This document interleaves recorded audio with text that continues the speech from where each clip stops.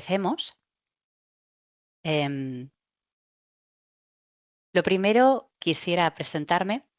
Me llamo Patricia, yo llevo 3 años y medio ya en Capitol como Product Owner. He estado liderando proyectos en un par de empresas ya. La verdad es que tengo una formación un poco multidisciplinar porque empecé estudiando traducción e interpretación, donde descubrí la lingüística computacional, que es la precursora de la actualidad, con una evolución desde un functional analyst a un product owner. Cuando, cuando empecé diciendo que yo quería ser product owner, en las empresas me miraban un poco como si estuviese loca, porque me decían que ¿por qué alguien no técnico, pudiéndoselo pedir a alguien técnico, haría ese trabajo, ¿no? No lo llamaban product owner, pero bueno, tuve la oportunidad en la crisis del ladrillo en empezar en el mundo IT, certificarme en Scrum como product owner y hace cosa de un tiempo yo vi que, como siempre he tenido mucho amor por los ordenadores y todo lo de toquetear en informática, pues sí, con una formación muy interesante en una universidad norteamericana sobre ciberseguridad e inteligencia artificial. La verdad es que van muy de la mano. Es un matrimonio bastante unido, aunque la gente no lo sepa. Entonces me puse a investigar y a estudiar sobre ello porque me gusta mucho y sumado a lo que sería la competencia multilingüe y los proyectos internacionales en los que he estado, pues la verdad que entre eso, la gestión del producto, la ciberseguridad, me ha permitido diseñar pues soluciones técnicas con una visión bastante holística, alineándome pues eso con negocio, con tecnología y bueno, aplicando confianza desde el origen un poco en el cliente, ¿no? Entonces, bueno, empecemos un poco a hablar de esto, porque veo mucha inteligencia artificial hoy en día, la gente quiere sumarse al barco de la inteligencia artificial y hay una serie de cosas que veo que no se están discutiendo, ¿no? Entonces, en el mundo empresarial, las grandes empresas sobre todo, se está celebrando cada nuevo avance en IA y hay algo muy silencioso que se está arrastrando, que se está gestando, y es que estamos externalizando nuestra capacidad de pensar estratégicamente sin ser conscientes de ello. Yo os pongo un ejemplo. Ahora haceos una pregunta interna a vosotros mismos. A lo largo del día, ¿cuántas cosas le preguntáis a ChatGPT? Pausa para efecto dramático. La mayoría de las conversaciones sobre inteligencia artificial se están centrando en capacidades técnicas o dilemas éticos que son muy importantes, eso es cierto. Sin embargo, hay una dimensión crítica que permanece en la sombra y es que la IA está transformando nuestro juicio, nuestra toma de decisiones y nuestra asunción de la responsabilidad. Entonces, en esencia, eso no es un problema tecnológico, es un problema de arquitectura de decisiones.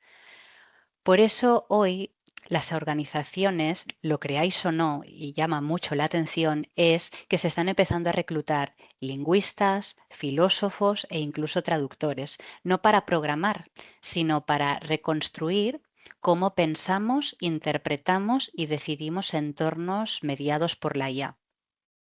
Entonces, vamos a ello.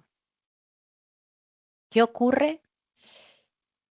Es que los indicadores mejoran, los procesos se aceleran, la eficiencia se dispara y, sin embargo, algo fundamental se está perdiendo en el camino. ¿Qué pasa? Que esas KPIs mejoradas están sostenidas en velocidad, precisión y eficiencia operativa. Hay un pensamiento a la baja, las capacidades de cuestionar supuestos, detectar sesgos, razonar contrafácticamente, se erosionan de forma silenciosa. Yo recuerdo que en mis primeras clases de lingüística aplicada a la traducción se me decía que la muerte era hacerle las cosas fácil al cerebro y no cuestionarse cosas. Entonces tienes una ilusión del control, crees que tomas mejores decisiones cuando en realidad estás delegando el juicio crítico a sistemas que no lo poseen, porque aunque están basados en el humano, no son un ser humano. Traigo 4 grandes ejemplos, porque yo creo que, aunque yo os explique la teoría, es mucho mejor si yo demuestro con casos prácticos cómo lo han vivido, ¿no? Entonces, el primero es Wells Fargo. Supongo que conocéis esta banca de Estados Unidos. Pues os comento que en 2016 esta entidad reportaba un crecimiento sólido en cuentas y ventas, pero la presión extrema sobre metas de ventas llevó a empleados a abrir millones de cuentas no autorizadas para cumplir objetivos. Las métricas de rendimiento eran altas, pero la confianza de clientes y reguladores se erosionó con multas enormes y daño reputacional a largo plazo. Yo siempre digo que construir la confianza toma mucho tiempo, pero perderla es un suspiro. No solo le pasó a la banca, en aeronáutica, en el caso de Boeing, antes de la crisis del 737 MAX, Boeing reportaba métricas financieras sólidas. Sin embargo, investigaciones después de varios accidentes revelaron una cultura interna que priorizaba costes y plazos por encima de la seguridad y la transparencia, erosionando la confianza pública y provocando consecuencias humanas y financieras realmente severas. No hace falta irse solo a Estados Unidos. La aclamada Volkswagen, que en esa automoción se suponía que era una empresa muy seria, destacó por las ventas y el crecimiento global, pero en 2015 se descubrió que la empresa manipulaba pruebas de emisiones para cumplir con las regulaciones. No sé si lo recordáis, pero hubo mucha gente que tuvo que devolver el coche. Las métricas medioambientales y de mercado eran tan fuertes, pero a costa de prácticas engañosas que dañaron la reputación de la marca y generaron multas masivas. Y uno de los casos que a mí más me gusta hablar, porque recordad que os he dicho que ciberseguridad e inteligencia artificial van de la mano, es Uber.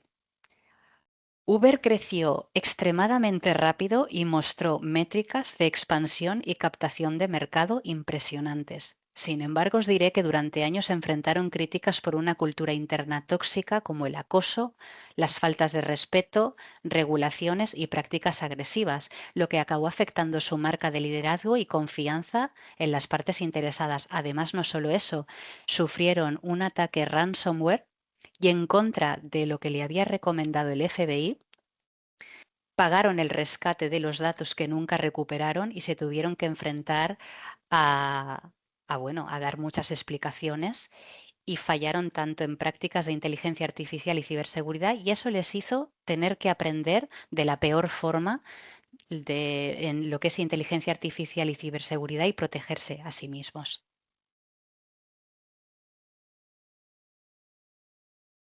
Tuvimos también un caso real muy interesante en el que Apple Card y Goldman Sachs, por ejemplo, se implementó un sistema automatizado para la concesión de créditos en Apple Card.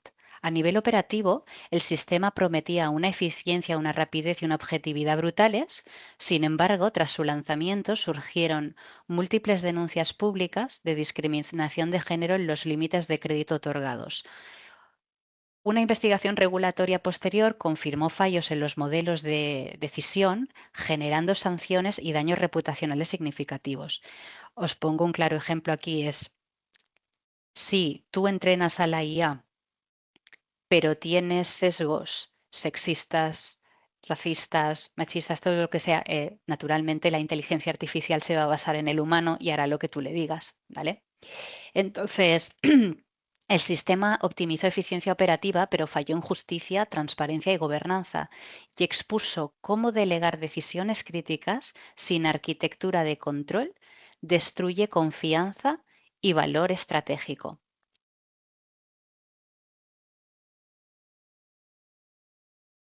Entonces, ¿ante qué nos encontramos, no?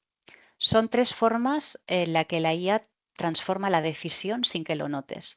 Al principio tienes una deriva cognitiva, donde se externaliza el pensamiento estratégico sin darnos cuenta, erosionando en las capacidades críticas fundamentales. En la delegación estratégica, Claro, tú tienes la calidad de esas decisiones disminuyendo incluso cuando los indicadores de rendimiento aparentan mejorar. Pero hay otra parte en la que nos estamos olvidando, que es la difusión de responsabilidad, donde la IA es quien asume la responsabilidad y no solo qué tareas se van a automatizar. Es lo que decíamos antes. Al final es el humano tiene que estar al frente de la IA, no al revés, o no sustituir al humano por lo menos.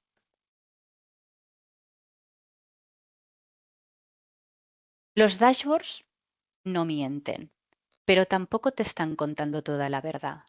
En una organización volcada en la IA, es verdad que los costes bajan, la velocidad sube, pero a un precio invisible, la pérdida del músculo estratégico.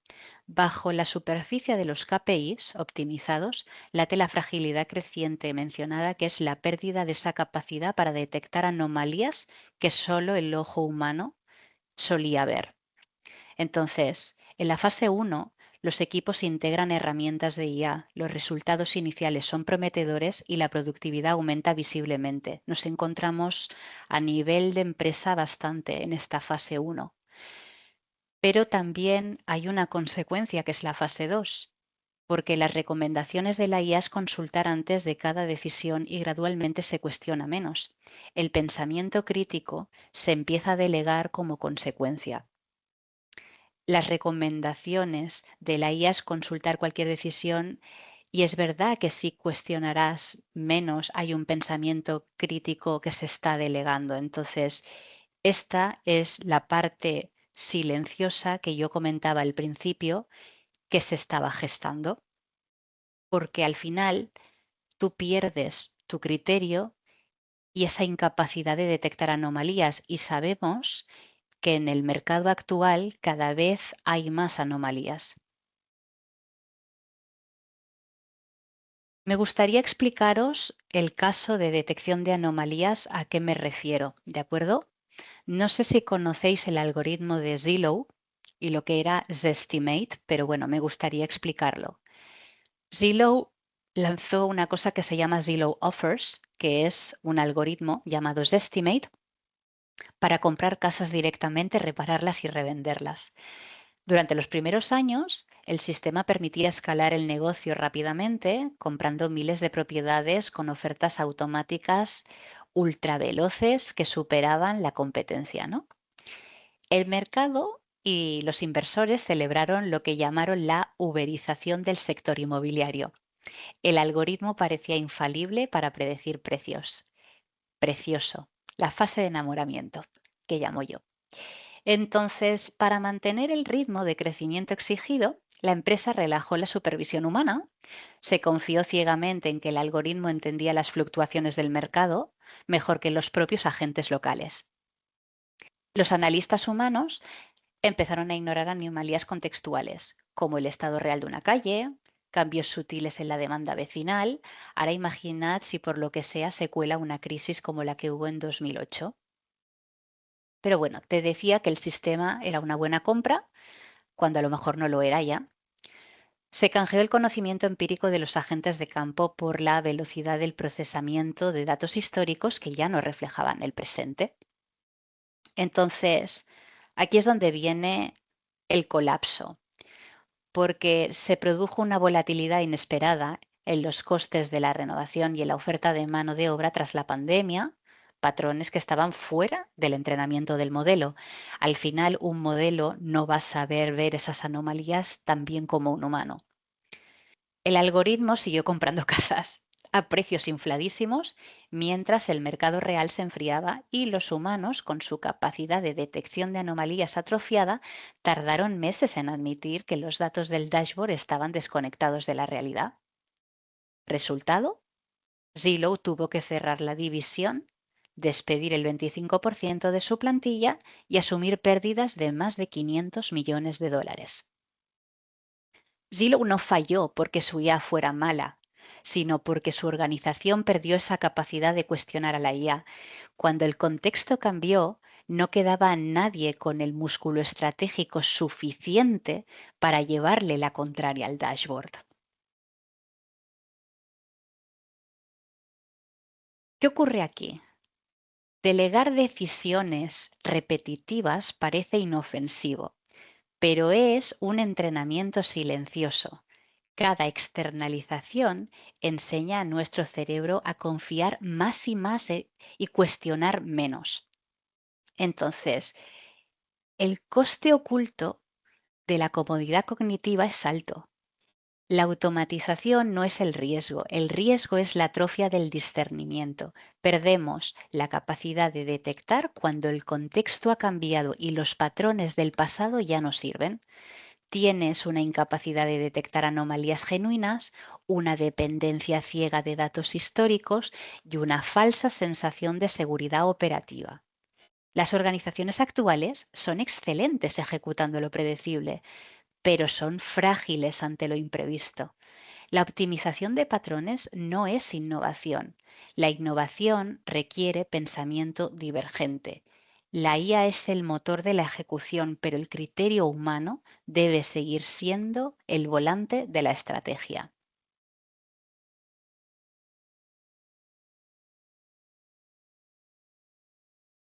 Entonces, el desafío no es la adopción de la IA, sino la arquitectura de nuestra autonomía.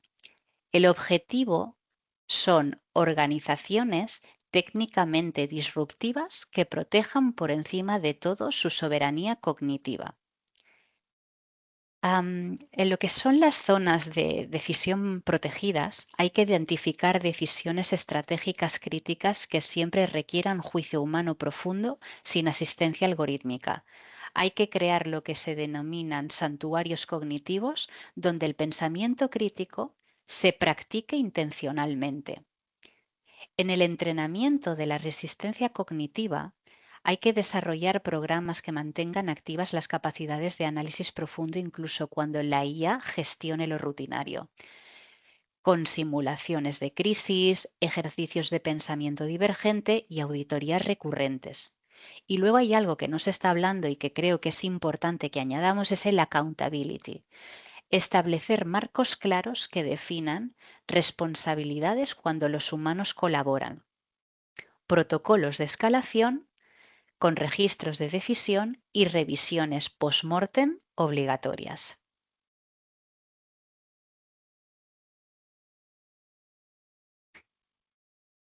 Cuando un sistema de IA recomienda una estrategia que fracasa, yo os pregunto, para que empecemos ya a enfocarnos a pensar de cierta manera ya, ¿quién es el responsable?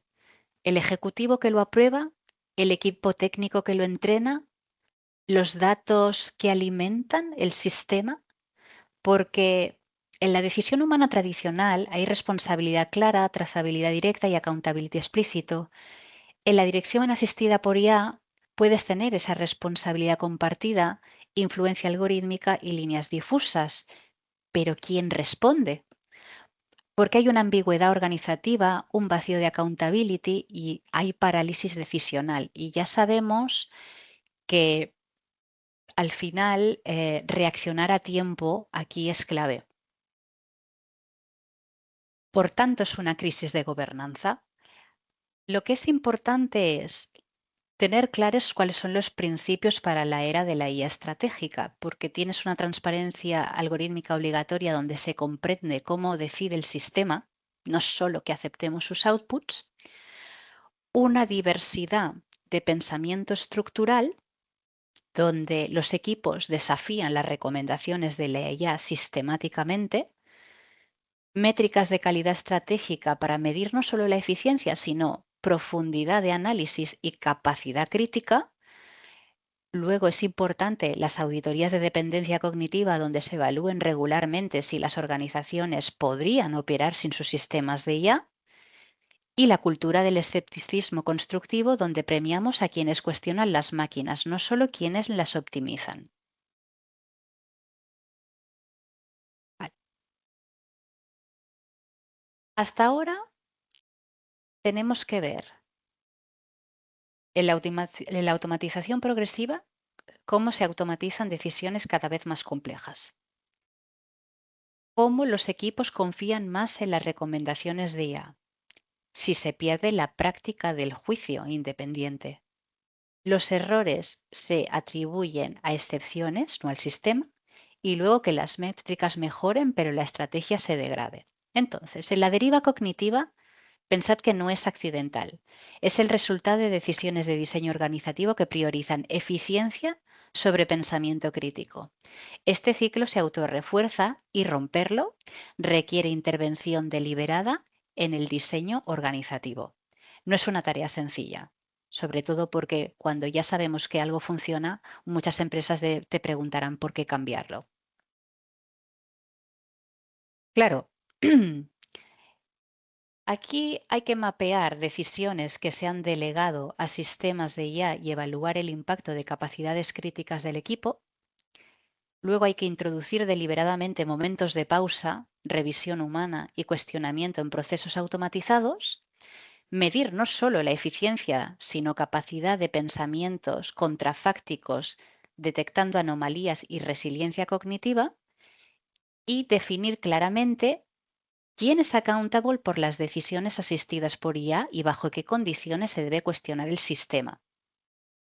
La pregunta es, ¿cómo, o sea, no sería cómo implementar más IA, sino cómo diseñas organizaciones que se vuelvan más inteligentes, no solo más eficientes con la IA, pero poniendo al humano al mando y no al revés?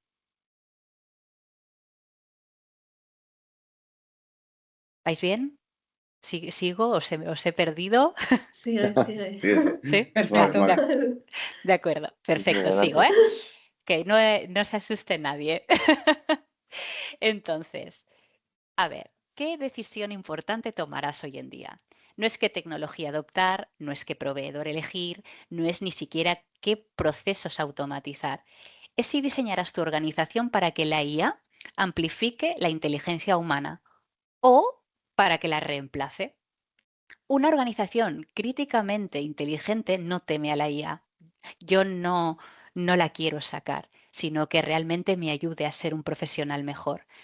La usaremos deliberadamente, conscientemente, sin ceder su capacidad de pensar, cuestionar y decidir estratégicamente. Porque pensad esto, el futuro no pertenece a las organizaciones más automatizadas, va a pertenecer a las empresas que quieran ser más inteligentes con cada decisión, especialmente cuando esa decisión implica cuestionar a la propia IA. Y os aseguro que no va a ser una tarea fácil.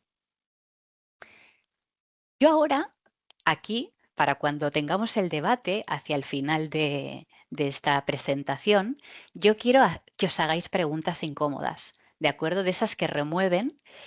¿Y cuántas decisiones importantes ha tomado tu equipo el mes pasado sin consultar en ningún sistema de IA? ¿Me podéis nombrar a 3? Si mañana tus sistemas de IA dejan de funcionar durante una semana, ¿tu organización podrá mantener la calidad de las decisiones estratégicas? ¿Tienes métricas para medir la calidad del pensamiento estratégico de tu organización o solo mides resultados operativos? Y esta es mi favorita. Cuando una decisión asistida por IA falla, ¿quién es formalmente el responsable en tu organización? Lo más importante, ¿está documentado y es ejecutable? Entonces, nos encontramos en lo que sería el grado de madurez del modelo de governance en las empresas. Yo he visto hasta 4 niveles. Por lo que puedo ver, la mayoría de empresas, incluso las más grandes, están en el nivel 1, donde es automatización reactiva. En el segundo tienes una IA operativa con controles. En el tercero tienes una gobernanza humano-IA formalizada. Y en el cuarto, que es el unicornio y en el que a mí me gustaría estar, es la inteligencia estratégica soberana. No mides cuánta IA usas, o sea, lo que mides es cómo de intacto está el juicio humano mientras la estás usando. Os la voy a, os voy a compartir un poco cómo es cada caso, ¿vale? Como os comento, en el nivel 1, el objetivo es la eficiencia y el riesgo es una dependencia total de cognitiva invisible. Entonces, ¿en qué nos basamos? IA implementada para reducir costes, decisiones estratégicas apoyadas fuertemente en dashboards, no existe espacio sin IA y no hay una auditoría de dependencia. El modelo dice, baja deliberación humana, responsabilidad difusa. Ahora mismo hay como mucho ruido, ¿no?, con el tema de la IA, y yo creo que por eso la mayoría de empresas se encuentran en este nivel.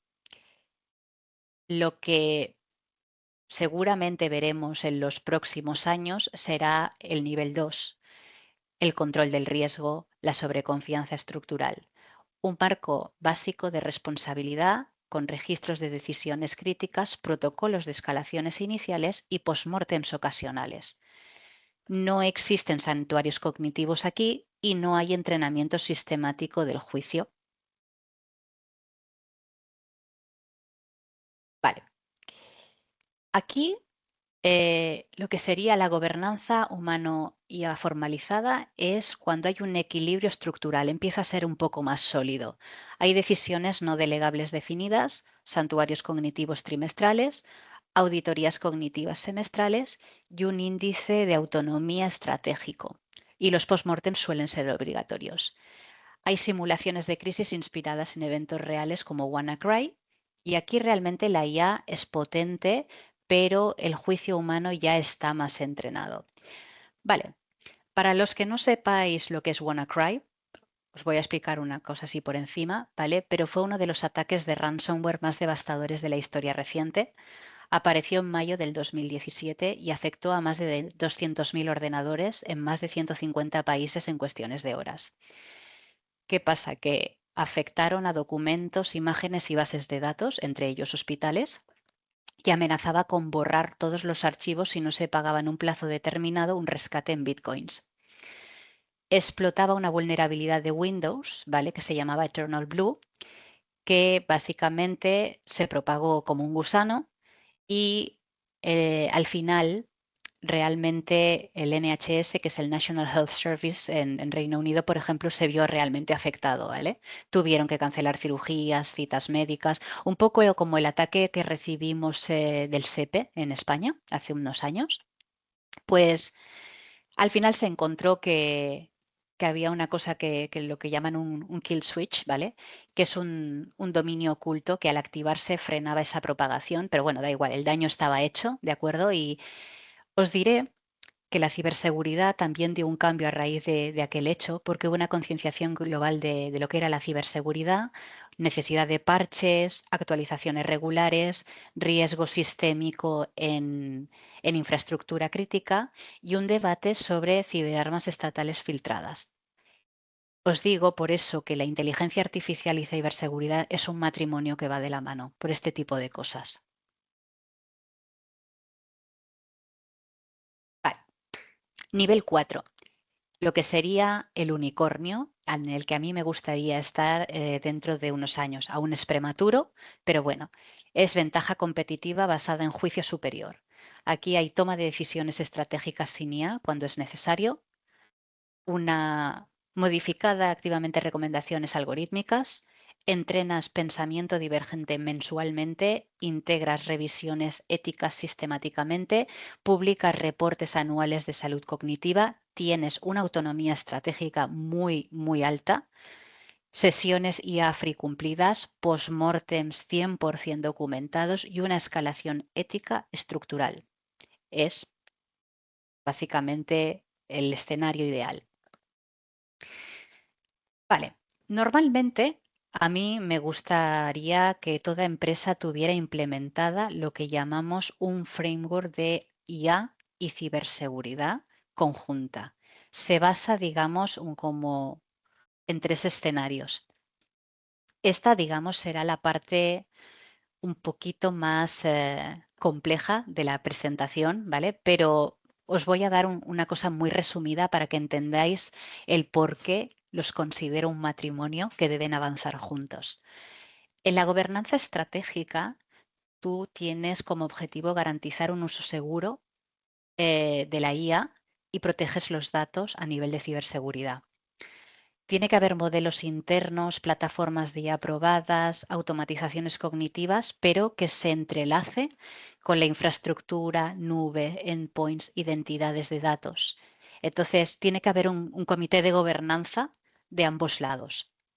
tenemos que, ya sabemos que la Unión Europea en esto es muy estricta, entrar en los marcos normativos de cada mundo.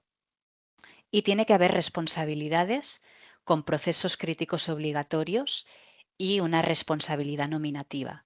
La escalabilidad tiene que estar controlada a nivel global y, naturalmente, tiene que haber una revisión trimestral de modelos, sesgos, dependencias y unas auditorías continuas con su pentesting recurrente. En la siguiente parte vais a ver lo que es la protección operativa. Tú tienes un uso regulado por rol, controles, accesos a modelos y luego también tiene que haber un acceso basado en la identidad y en el Zero Trust. Es importante que el catálogo corporativo de IA esté aprobado con los prompts, la monitorización de outputs sensibles y todo lo que el plan de ciberseguridad necesite aplicar, ¿vale? Las decisiones erróneas automatizadas, fugas de datos, dependencias de proveedores se tienen que controlar, son los riesgos principales. ¿Por qué? Porque también el plan de ciberseguridad tiene que tener claro primero qué tipos de casos de ataques puede haber, ransomware, phishing, brechas de cloud, supply chain, y tiene que actuar en consecuencia en cada caso. Entonces, hoy en día vamos a recibir muchas amenazas. La IA es buena o mala dependiendo de cómo el humano la aplique. Por eso la ciberseguridad se tiene que poner tanto las pilas en las amenazas que hoy vivimos para estar preparados. Y por eso el nivel de automatización debe ser alto con el humano en el bucle obligatorio, ¿de acuerdo? Y normalmente para la parte de ciberseguridad también debe ser alto y tiene que haber una automatización SOC de 24/7. Y naturalmente no nos dejemos las KPIs porque tenemos que medir el número de incidentes, tiempos de desactivaciones del modelo, no solo para entrenar o esas pausas que comentábamos, sino ante los posibles ataques y también medir un poco pues, los incidentes críticos que pueda tener el departamento de ciberseguridad. Y por último, de este modelo, tenemos la parte de lo que sería la resiliencia y la continuidad. Tiene que haber un fallback manual, un proveedor secundario de IA, un modo degradado sin IA contemplado que se entrelace con los backups de ciberseguridad, ¿vale? Tiene que haber una suspensión inmediata del modelo para revisiones técnicas, legales, reentrenamientos o sustituciones. No te lanzo el IA y lo dejo corriendo durante años a ver qué pasa, ¿no? Y tiene que ir en consonancia con los playbooks predefinidos, aislando red, comunicación regulatoria cuando sea necesario. Tiene que haber ese comité interdisciplinar entre IA y ciberseguridad, con los comités de crisis asociados. Y sobre todo, lo que siempre digo, hay dos cosas muy importantes que hoy en día no veo en las empresas, que es la parte de los postmortem y las formaciones. En los postmortem, la obligación tras un fallo de modelo o impacto reputacional ha de ser obligatorio, igual que lo tiene que ser para uno de ciberseguridad tras un incidente crítico. Las formaciones deberían ser obligatorias anualmente con capacitaciones específicas en riesgos de IA y en simulaciones de phishing y red team. ¿Y por qué digo que se tienen que ir repitiendo? Porque me temo que la ciberseguridad y la inteligencia artificial están vivas y van cambiando todos los años. Por eso tenemos que estar al día. Entonces, la ciberseguridad protege la infraestructura, la contingencia de IA protege decisiones, reputaciones y cumplimiento futuro. Por eso ambas convergen en la resiliencia organizativa, como comentaba. A ver. Entonces, me gustaría acabar de plasmar como un pequeño resumen, ¿vale? Porque la IA no sustituye las decisiones, las redefine. Entonces, no se quiere eliminar el decisor humano o reconfigurar el marco dentro del cual ese decisor opera. La transformación epistemológica, no es tecnológica. Por eso quiero que con esta presentación se abra un poco la mente, ¿no? La delegación cognitiva debe ser acumulativa, no sucede de golpe. Suceden microdecisiones diarias que reducen el debate, normalizan el output, penalizan la fricción, aprendemos. Hay que saber reaccionar. El músculo, si se atrofia, ahí es donde viene el problema. Por eso nosotros también nos tenemos que estar entrenando constantemente. Entonces, la ceguera estratégica en sí no es un fallo técnico, es un fenómeno cultural. Ocurre cuando priorizamos eficiencia sobre reflexión. Se confunde precisión con criterio. Se externaliza esa responsabilidad hacia el algoritmo cuando debería ser del humano. Entonces, la verdadera ventaja competitiva futura no será de la IA, será la capacidad de una organización que piense más allá de la IA, que cuestione sus propios modelos y mantenga el criterio humano bajo presión algorítmica. Surgen dudas y es normal. Entonces, estamos entrenando líderes que saben definir esos datos. Si mañana el modelo falla, ¿quién sabe cómo reconstruir el criterio? ¿Quién sabe formular hipótesis sin dashboard? Lo cierto es que estamos yendo un poco sobre la marcha. Estamos creando organizaciones más inteligentes o más obedientes, porque eso yo estoy viendo ciertos posts de ciertas grandes empresas que hoy en día me hacen cuestionar eso. Si disentir contra un modelo se percibe como irracional, ¿qué pasa con la diversidad cognitiva, no? ¿Qué tipo de cultura vamos a querer construir? ¿Una donde valida el output o una donde se cuestiona el marco? ¿Qué estamos dejando de medir porque no es optimizable? Pues confianza, intuición experta, visión a largo plazo, Claro, impacto reputacional lento. No sé si alguien ha dicho algo. Bueno, desaparecerá simplemente del radar estratégico, eso es lo que yo me pregunto aquí, ¿no? Entonces, ¿quién asume esa responsabilidad cuando el algoritmo se equivoca? Porque yo me pregunto si es el programador, es el proveedor, es el comité, incluso el CEO, ¿por qué no? O nadie. Está bien si es nadie, ¿no?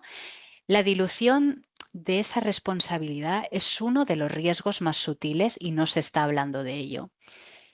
Dejo unas conclusiones antes de pasar a lo que sería dejo un espacio para lo que sería ese debate que luego quiero generar, ¿vale?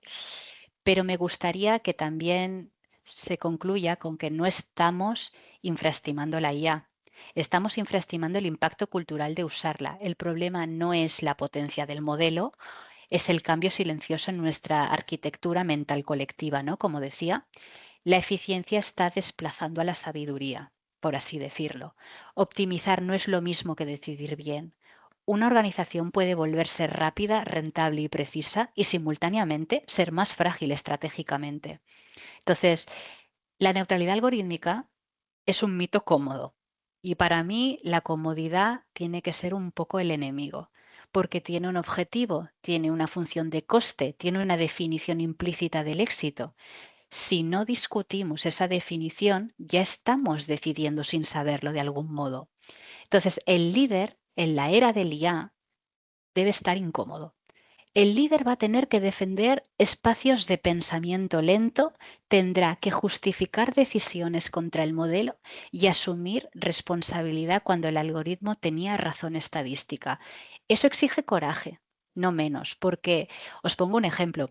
Todo el mundo ha visto el ejemplo, por ejemplo, de la seta, en el que alguien le pregunta a una seta, bueno, le pregunta a Lía si puede comerse esa seta. La IA le dice que sí. Y luego de repente se da cuenta que es venenosa. Y le dices, ves, no debería haber comido esa seta. Y en cambio la IA le vuelve a decir, ah, sí, tienes razón, no debes comerla, ¿no? Hoy, por ejemplo, he visto algo tan gracioso como una persona que decía que para ir a arreglar el coche le recomendaba si ir a pie o se debería ir en coche y la IA le recomienda ir andando porque así provocará menos emisiones. Como veis, te va a intentar dar la razón y no necesariamente te va a dar la respuesta que tú necesitas ni va a estar basada en la verdad. Por eso digo que debemos desafiar todo eso que nos está diciendo cómo debemos pensar o actuar. A veces tendrá razón, pero muchas veces estará equivocado. Entonces, quiero dejar un par de ideas antes de terminar. Así doy paso a que podamos charlar y me deis vuestras opiniones o si os ha gustado, ¿vale? Porque al final los 4 niveles es verdad que tienen un objetivo y se mueven en una dirección, ¿eh? El nivel 1 es el reactivo y va hacia el coste, el 2 es el controlado, va hacia el riesgo, gobernado el equilibrio y el estratégico hacia la ventaja. Pero todos quieren el juicio humano superior. La cuestión es cómo de alejados están. Entonces, la inteligencia artificial, yo no creo que nos vuelva irrelevante. Sé que mucha gente cree que es así, pero no es verdad. Puede volver irrelevante nuestra capacidad de juicio si no la protegemos, eso sí. El riesgo no es que la IA tome decisiones por nosotros, el riesgo es que dejemos de notar cuando ya no lo hace y nos dejemos llevar por una situación que luego no sepamos darle la vuelta. El futuro, como digo, no pertenece a organizaciones con más IA, sino a las que conserven la lucidez para cuestionarla. Y aquí la idea es, quiero inspiraros para usarla, pero para usarla mejor.